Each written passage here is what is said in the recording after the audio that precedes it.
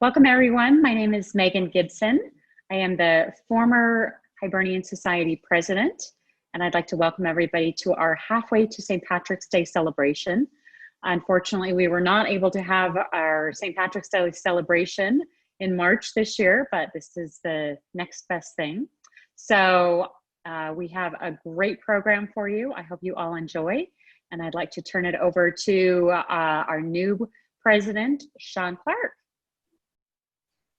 Thank you, Megan, and happy halfway to St. Patrick's Day, everyone. We're halfway there. I should say congratulations. We're doing it. We're getting closer. My name's Sean Clark. I'm the new president of the Hibernian Society. Sláinte. I'm the son of Pat and Mary Clark. We've been consistent participants in the St. Patrick's Day Parade. My mom's dad, Lawrence Brennan, was the Grand Marshal in 1982. My dad's mom, Maureen, came to the United States from Ireland shortly after World War II. So celebrating my Irish roots has always been a favorite pastime. And I was also really lucky to have the influence of John Welsh in my life. Heard him sing at Mass. He awarded me a turkey bingo. And he announced my high school football games and awarded me with the best Irish family entry in 2009 for the Shamrock of Love tour bus, which is when I dressed up like Bret Michaels and convinced a friend to let me sing in his band. I should maybe apologize to all of you for that, but we did sing When Irish Eyes Are Smiling, my grandfather's favorite song. And John caught up with me at the Sheemsa afterward, and he told me that it was important to carry on our traditions, to celebrate who we are and where we came from. And he said we needed younger generation to step up and take on the responsibility of keeping this thing going. So here I am. I stepped up as well as our other amazing officers, our trustees, our volunteers, to carry on this important tradition. And it's not lost on me that I've become the president of an organization that primarily hosts events during a pandemic that makes gathering in large numbers impossible.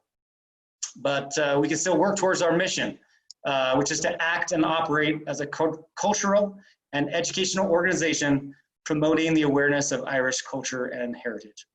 To accomplish this, we decided to do a virtual celebration because it's important that we protect our most important asset, and that's the older members that we have, the people who are at higher risk just for the time that they've spent on this earth. And you know, it's important that we're doing that, but we can rest assured that you know, while we're celebrating our Irish heritage, everyone's safe because they just clicked in instead of coming out. So we have two themes for tonight. One is about longing to be together. The Irish, we've always been a people, we found ourselves far from our homeland, and very often because we didn't have a choice. And we feel that empty place in our hearts right now. We want to fill it with the laughter of our friends and warm embraces and meeting each other's eyes as we raise a glass. But for now, this will have to suffice. So we live each day with the faith and hope that we'll be together again soon. And we've persevered through worse. The second theme we have tonight is a thirst for justice. The Irish suffered under brutal, tyrannical rule of the British for hundreds of years. And one of our reasons our culture is so important to us is because it was illegal and it was punishable by death to simply play the harp or sing traditional Irish songs. The British tried to stamp out, eradicate the Irish culture, but we endured. But our history is not unstained with the ugliness of prejudice and racism. As an organization, the Hibernian Society of Utah is committed to the pursuit of justice for all. We support the Black Lives Matter movement. We encourage our membership to be aware of the struggle for justice, to champion that cause, and to take action by being involved in demanding justice for all. So 2020 is throwing a lot at us. It's good to take a minute, take it all in. So sit back, pour yourself a glass. If you don't have one, just hit pause, go get one, come back, and then you can press play when you're ready. There, perfect. There you go. Tonight, we have a treat for you. We've got poets, musicians, a dancer, a storyteller. It's my pleasure to introduce tonight's first performer, a leader of our youth, Judge Memorial's principal, my friend, a fine Irishman, Mr. Pat Lambert. Pat, I'm handing it off to you. Well, thank you, Mr. President, and I really appreciate your words. Thanks for bringing us all together during difficult times, and a reminder of how important community is for all of us. with the themes of longing and that of social justice. I'm going to be doing two songs, Dirty Old Town, and I think we'll do Fields of Athenry for the social justice portion. So Dirty Old Town, a beautiful song that focuses on longing, about sometimes we dream about things that maybe when we're in the moment, we may not always see how beautiful it is, but when it's taken away from us, we recognize how important those things are. So we'll start with that. My son, James, may come over and help here in just a second. I don't know if you heard that, but he said he's not going to. So, all right, without any further ado, Dirty Old Town. I met my love by the gasworks wall. I dreamed a dream by the old canal. I kissed my girl by the factory wall. Dirty old town, me dirty old town. I heard a siren from the dock. I saw a train set the night on fire. I smelled the spring in the smoky wind. Dirty old town, me dirty old town. Clouds go drifting by the moon. Cats go prowling on their feet. There springs a girl from the street. Dirty old town, me dirty old town.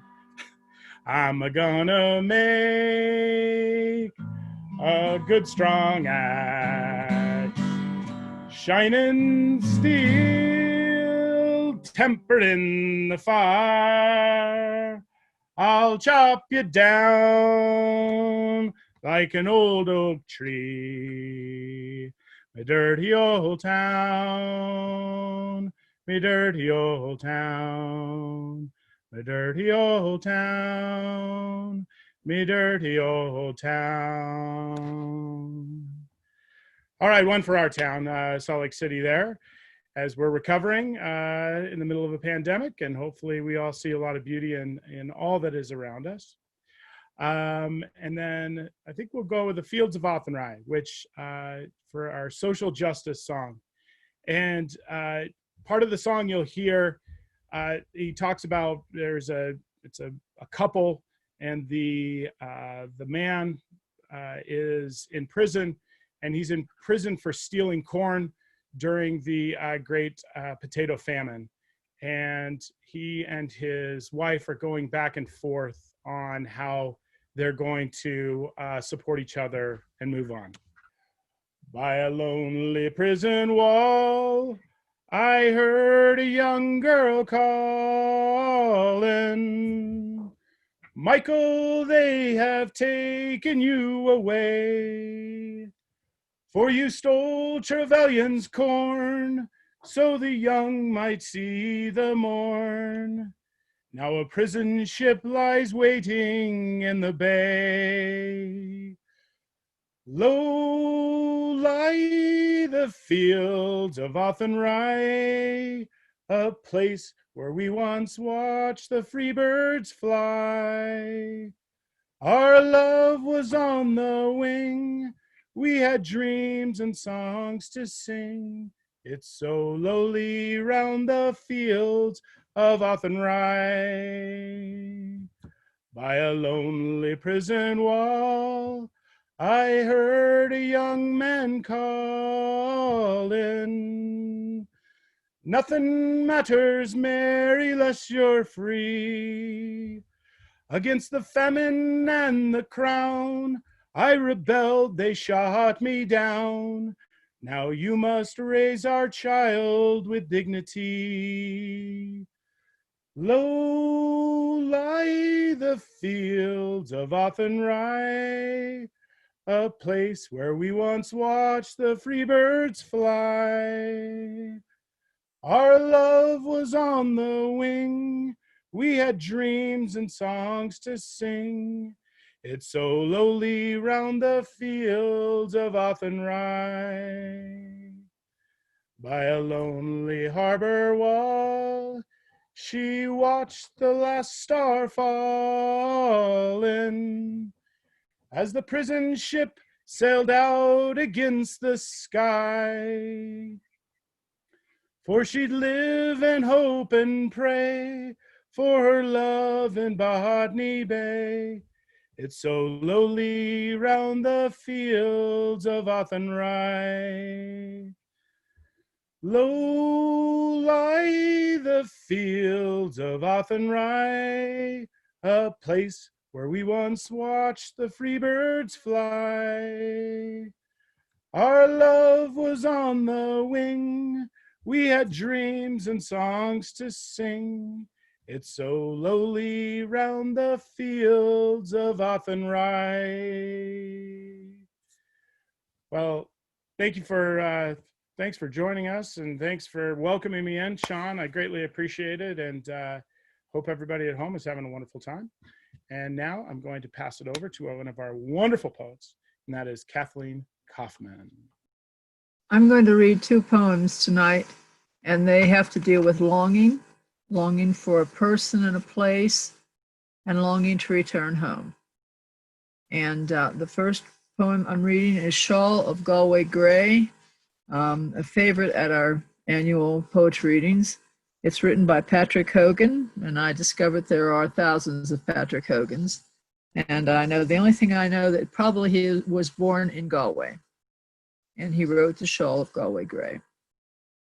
'Twas short the night we parted, too quickly came the day, when silent, broken-hearted, I went from you away. The dawn was brightening o'er Glenrue, as stole the stars away, the last fond look I caught of you and your shawl of Galway grey. Oh, I've seen the silks and laces, and well they look and show beneath the pretty faces of gentle girls I know. But this, a secret I'll confide. I'd leave them all today to meet you on a green hillside in your shawl of Galway grey. The well is sparkling as of yore, the sky still gray and blue. Dog outside your father's door keeps watch and ward for you. And all this picture now I see, but so far away, is brightened by your grace so free and your shawl of Galway grey. Let others love some prouder dame with frills and flowers bedecked. Your power o'er me is still the same. Its play remains unchecked. And all I wish is for Glenrue, my homeland far away, and life and love beside you in your shawl of Galway grey.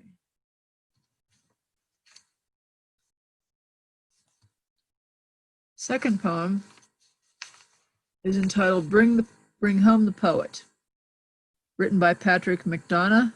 He was born in County Sligo in 1871 and moved to the United States and ultimately lived in New York. I think that by the time we get to the end of the poem, you'll know who it's about, but I will tell you that at the very end. Bring home the poet, laurel crowned, lay him to rest in Irish ground. Make him a grave near Sligo Bay, at fair Drum Cliff or Knockaray.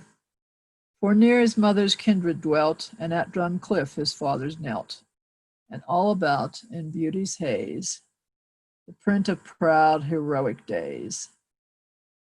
With wind and wave and druid hymn to chant for aye his requiem. And he'll have mourners at his bier, the fairy hosts who hold him dear, and Father Gilligan, he'll be there, and Marshal Maeve and Deidre Fair, and lads he knew in town and glen, the fisher folk and sailor men, the Dooney fiddler and the throng he made immortal with his song, and proud in grief his rightful queen, Nuhulahan, the brave Kathleen. Bring home the poet, let him rest in the old land he loved the best. And this poem was probably inspired by a quote that the poet in question actually wrote before he died. And he said, "If I die here, bury me up there on the mountain cemetery, Roquebrune, France. And after a year or so, dig me up and bring me privately to Sligo." And that was William Butler Yeats, who dearly loved Sligo and whose people came from that area. Yeats died in 1939 and was initially buried in France, just as he had requested. But World War II came about and delayed the reburying, the removement of his body to Ireland until 1948. And today he is indeed buried at Drumcliff Cemetery in County Sligo. Thank you so much.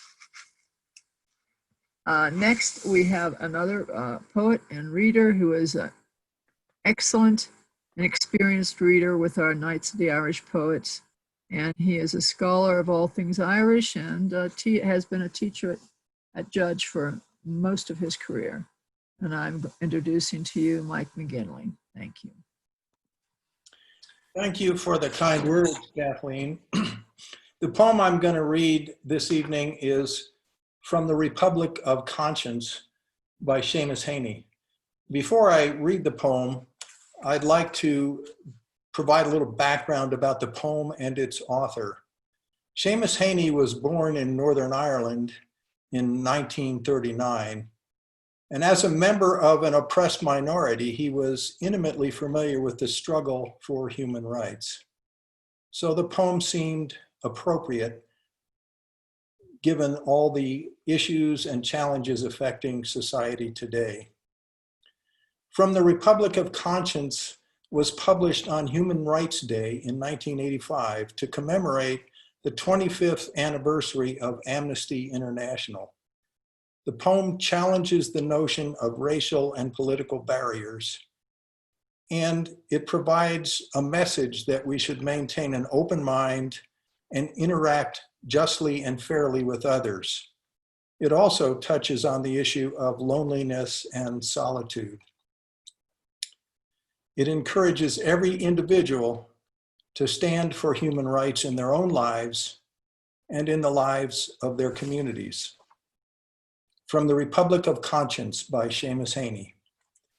When I landed in the Republic of Conscience, it was so noiseless when the engine stopped, I could hear a curlew high above the runway. At immigration, the clerk was an old man who produced a wallet from his homespun coat and showed me a photograph of my grandfather. The woman in customs asked me to declare the words of our traditional cures and charms to heal dumbness and avert the evil eye. No porters, no interpreter, no taxi. You carried your own burden, and very soon your symptoms of creeping privilege disappeared. Fog is a dreaded omen there, but lightning spells universal good, and parents hang swaddled infants in trees during thunderstorms. Salt is their precious mineral, and seashells are held to the ear during births and funerals. The base of all inks and pigments is seawater. Their sacred symbol is a stylized boat. The sail is an ear, the mast a sloping pen, the hull an open mouth, the keel an open eye.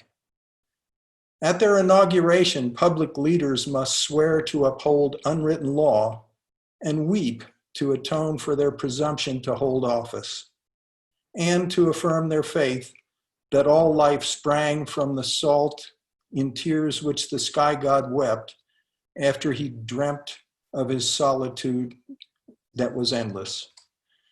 I came back from that frugal republic with my 2 arms the one length. The custom woman having insisted my allowance was myself. The old man rose and gazed into my face and said that was official recognition that I was now a dual citizen.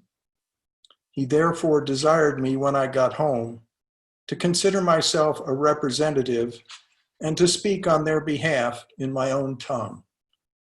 Their embassies, he said, were everywhere, but they operated independently and no ambassador would ever be relieved. And now I have the pleasure to introduce someone who very capably displays the true Irish spirit, Joe Perry. Thank you. Hi, everybody. Just want to say thank you to Sean and all the Hibernians for the invite to partake of this wonderful halfway to St. Patrick's Day program. I run a bagpipe band and I have a traditional Irish group, which both missed out on the parade and the parties afterwards at the Gallivan Center. So I've kidnapped a few musicians to come with me. So I'll be singing through a mask. So that might protect your ears more from my voice or not. But we're going to do a couple of tunes. I was thinking, of the theme of the longing and the social justice, and there's so many tunes for longing and justice in the Irish tradition. But I decided we're going to sing "Come by the Hills," so kind of a little comforting song, and you might know the chorus. And the cares of tomorrow can wait till this day is done. So we'll be waiting. We'll be waiting for COVID to go away, and then we'll make some noise in this great city of salt. So I'll hook up. I've got a couple of members of my band and Roguery Doob hiding behind me, masked up. So don't worry, we'll be safe with each other and enjoy.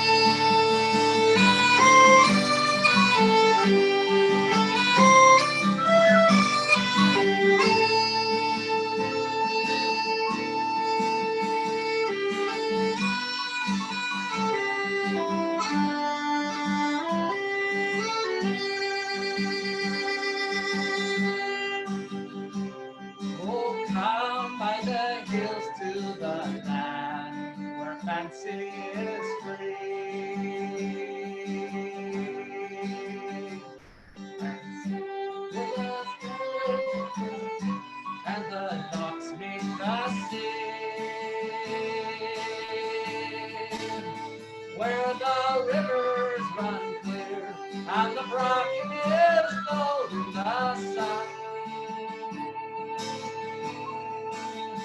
and the cares of tomorrow can't wait till this day is done. Oh, come by the hills to the land where life is a song,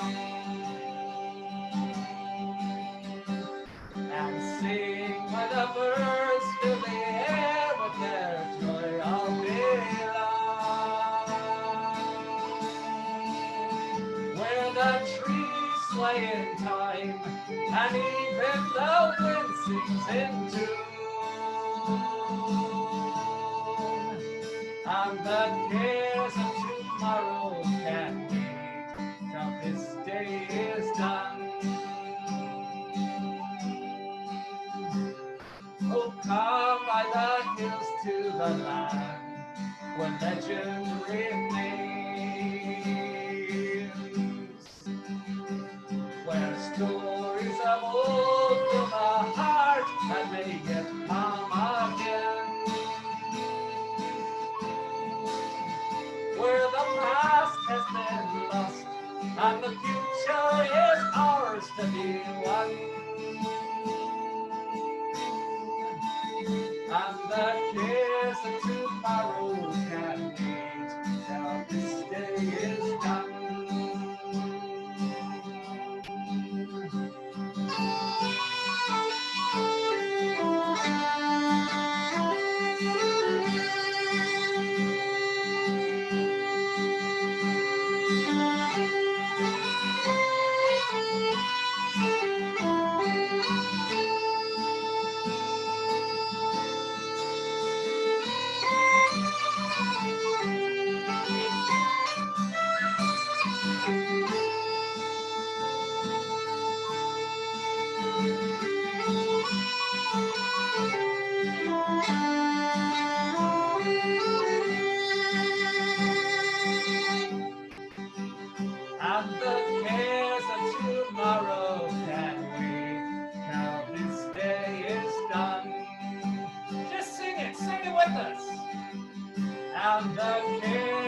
tomorrow must wait till the sun. One more time together from the heart. I'm not care for tomorrow. Tomorrow must Can't wait. wait till this day is done.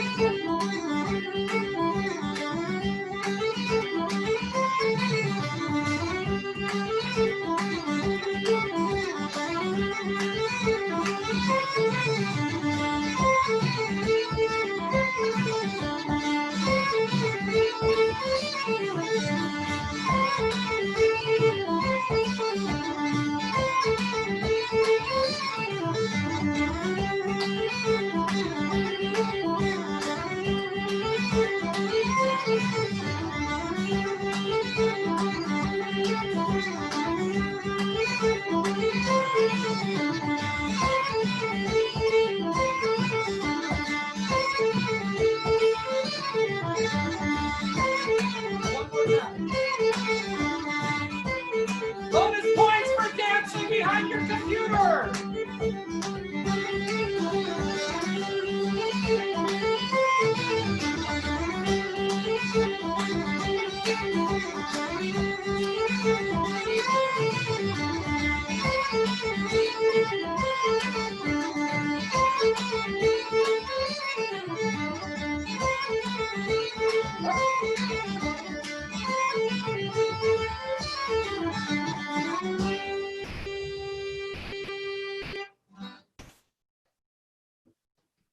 Hey!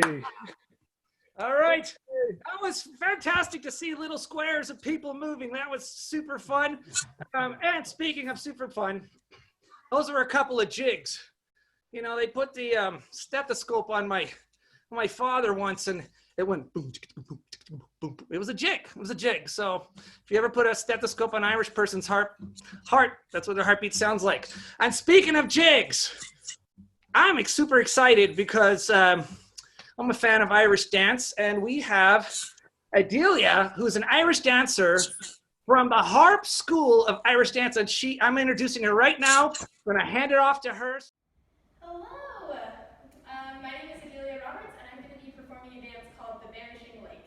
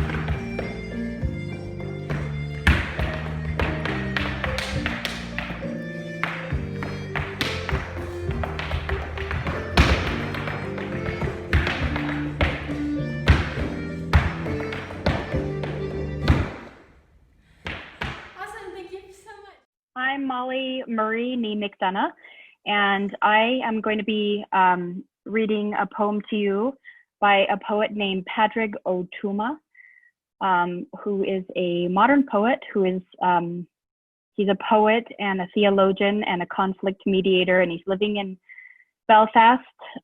He's originally from Cork. He's an advocate of gay rights and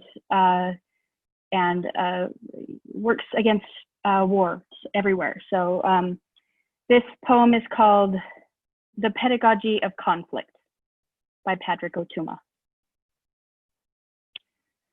When I was a child, I learned to count to 5. 1, 2, 3, 4, 5. But these days, I've been counting lives. So I count 1 life. 1 life. 1 life. 1 life. 1 life. Because each time is the first time that that life has been taken.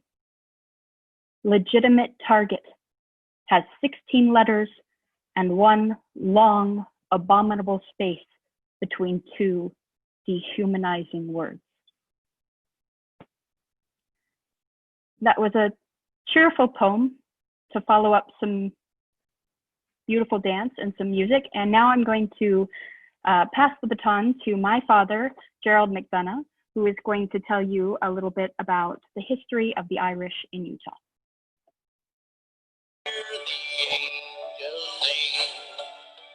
When Irish hearts are happy, all the world seems bright and gay. And when Irish eyes are smiling, sure they steal your heart away. John Brockert's Bear. Hope that was serious enough for you. The Irish in Utah, we date back to, forever, it seems, but the beginning of the Hibernian Society was in 1976 and 77. In the 77 St. Patrick's Day celebration apparently occurred at a place called Green Street, where John Welsh and a hearty bunch of followers decided to march down the street and start a parade. Alas, there were St. Patrick's Day events long before that in the state of Utah, and I have a selection of a bunch of them here, which are worth noting. This is actually a St. Patrick's Day parade in Park City, Utah in 1901. I don't know if you can see that ridiculous thing. I don't know if you should turn the light on or not, but on horses, no less. And this is one a little bit earlier in 1899. Both of these were by a group called the Knights of Robert Emmet. I am going to today present vaguely a slide presentation taking you back through some of the incidents in Utah's Irish history, which should amuse you no end. Social justice. This is an 1870 period cartoon depicting the social justice of the Irish as they were in Philadelphia in 1870s. Turn the next one. This is The King of Shanty by Frederick Opper, 1882. Next one. This is a cartoon from Punch magazine in London in 1885. The next one, Anarchy, Two Forces, a close-up of an Irishman supposedly spreading anarchy throughout the world. This is one from Harper's Weekly, shortly after emancipation, which shows essentially the denegation of both the Black and the Irish. It offends me no end that we are continuously making something about the Irish being somehow the only ones who were persecuted in our time, when in fact the Blacks have been persecuted too, and the Indians. This one is interesting. Dem kooks in the Middle East went and gave terrorism a bad name. That's my favorite cartoonist, Pat Bagley from the Salt Lake Tribune. That was a terrible introduction. The Irish diaspora. This is a cartoon by Nast in the 1880s against the invasion of the papist monsters coming in to invade the shore, and stalwart Protestants are defending the country against them. This is a map from a 1904 book about the places where the Irish had immigrated. And lo and behold, Salt Lake City, Butte, Montana, Deadwood, Chicago, Cincinnati, Philadelphia, of course, New England, Buffalo. Go. Hibernian Society parades. I've got music too, but there it is. First St. Patrick's Day parades in Salt Lake City. This, of course, is not the first. This is moving to, yeah, we'll just keep going. Okay. This is the raising of the flag over the post office. Not in Dublin, but in Salt Lake City, which we yearly did for the first 3 or 4 years of the parade. Next. Surely they're recognizable. It's beginning to look a lot like St. Patrick's Day. Mayhem's in the air. Ah, Jim of the Mills, St. Patrick's Day. You can keep going. Music. There were organizations before the Hibernian Society. This is a constitution of the Ancient Order of Hibernians. This belonged to my grandfather. I want to say something about my grandfather. My grandfather came from Ireland in 1868 or 69, went to Virginia City, and then to Bodie, California, and then to Park City, Utah by 1884. This is the first St. Patrick's Day parade in Utah in 1865. It was a grand masquerade ball in Sandy, Utah by Patrick Edward Connor's troops from Fort Douglas. This is another Irish organization in Utah, the Sons of Erin, in the 1880s. Here's a grand St. Patrick's Day ball at the Salt Lake Theater as a fundraiser for Holy Cross Hospital. And there are wonderful Irishmen in here, including Samuel Arbach. You want me to go back? No, that's okay. This is a organization, the Knights of Pythias, which was big in the mining camps of Utah. March 17th, 1885. Whoops. You want to go back? Yeah. Well, we can go on. Olson's Full Quadrangle Band, they were the band for the Salt Lake Theater. This is the Emmett Guard, which was a group from Fort Douglas. Keep going. Irish revolutionary groups. Fort Douglas, Utah was the center of Fenian activity in Utah. Fort Douglas was commanded by Patrick Edward Connor, who recruited most of the troopers of the California and Nevada cavalry. Well, I could go on more about that. This is a newspaper, the Daily Union Vedette, that was published in Salt Lake City, Utah, March 1765. This was published right through the period of the Fenian Rising in Ireland. And the Union Vedette covered the Fenian Rising closer than any newspaper in the country.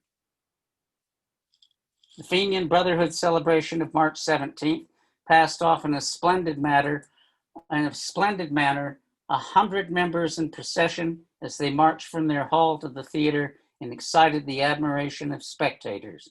The stars and stripes and shamrock and harp were carried by the members, and marching proceeded in a grand, imposing sight. This is the 1st Nevada Cavalry.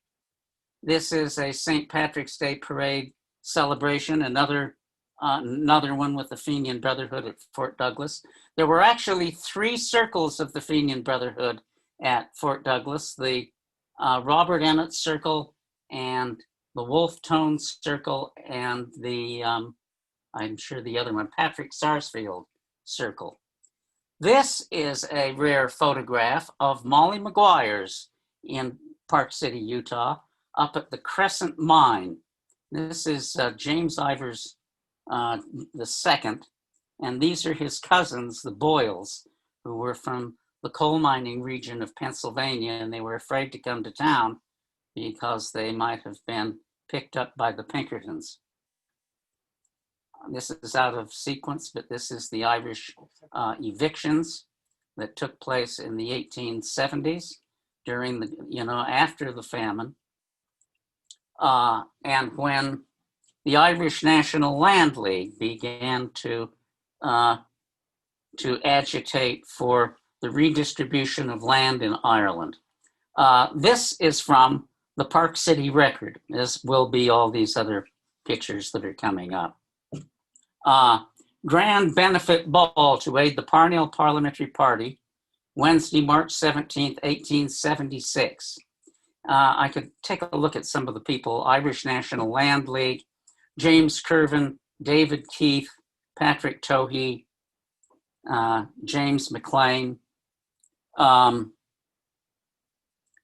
Irish National Land League, Grand Society Ball, March 18th, 1889. Committees: Dan Shields, Henry Newell, my grandfather, Bartley McDonough, James Ivers, John Judge, James Curvin. It's interesting, these organizations, next one, many of the organizations would have the exact same leadership in them. In fact, the same membership in them. Go on. Irish Parliamentary Party. This is the logbook of the Knights of Robert Emmet, which was founded in Park City, Utah in 1888 and ran through 1891. And its main function was to raise money for the Irish Republican Brotherhood. It was a secret society, and so members were recruited, and then they were given numbers. If you could change to a numbered sheet. Well, I guess we don't have that. This was the recruiting of my grandfather, recruiting his brother-in-law, Rhodey Power. Grand benefit ball, the Knights of Robert Emmet, to benefit Mrs. Pat Murphy. I want to say something about the Pat Murphy fundraiser. These ads appeared in the Park City Record in 1890. They also appeared in papers in Butte, Montana, and in Cripple Creek, and in various other places. But the location where the man is killed is reported differently. This is a terrible presentation. I have a poem about it. That might be better. Gary, you're doing great. You're doing great. Well, no, I'm not.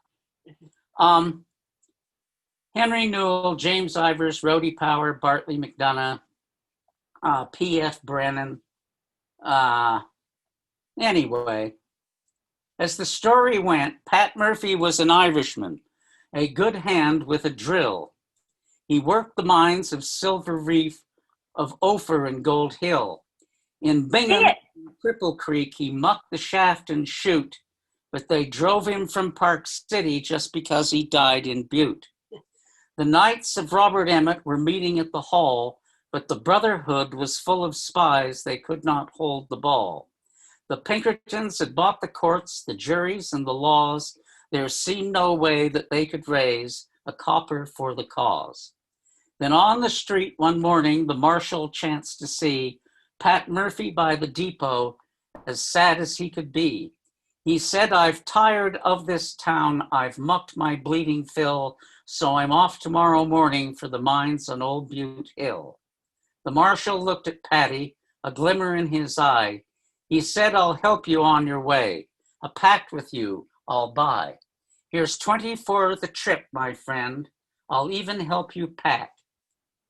But Pat, by God, come hell or hod, be sure you don't come back." The record told the story before the week had passed that Marcus Daly's mine in Butte had been shattered by a blast, and 20 good young men were lost to a tapper's careless spark. And oh, what dread among the dead Pat Murphy laid of Park. He's gone for sure, God bless him, so let's give him a wake. His widow needs the money, we'll do it for her sake. St. Patrick's Day will hold a ball, the Opera House to fill, to benefit his widow now living at Butte Hill. A bigger hall was never seen, they came from miles away. The mourners flocked to donate to the widow's fund that day. Pat's wake they sang throughout the night, till the first cry of the lark. They raised $3,000 for the cause and sent it straight to Cork. Well, you're coming on 15 minutes.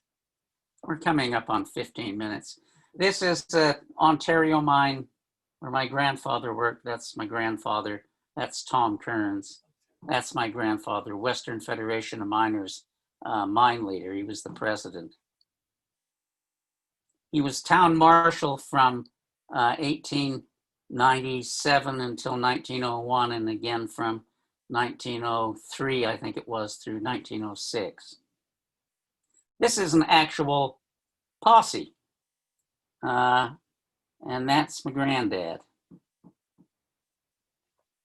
That's John Judge. This is an ancient order of Hibernians. This is from Lane, John Lane from Park City. This is a turn of the century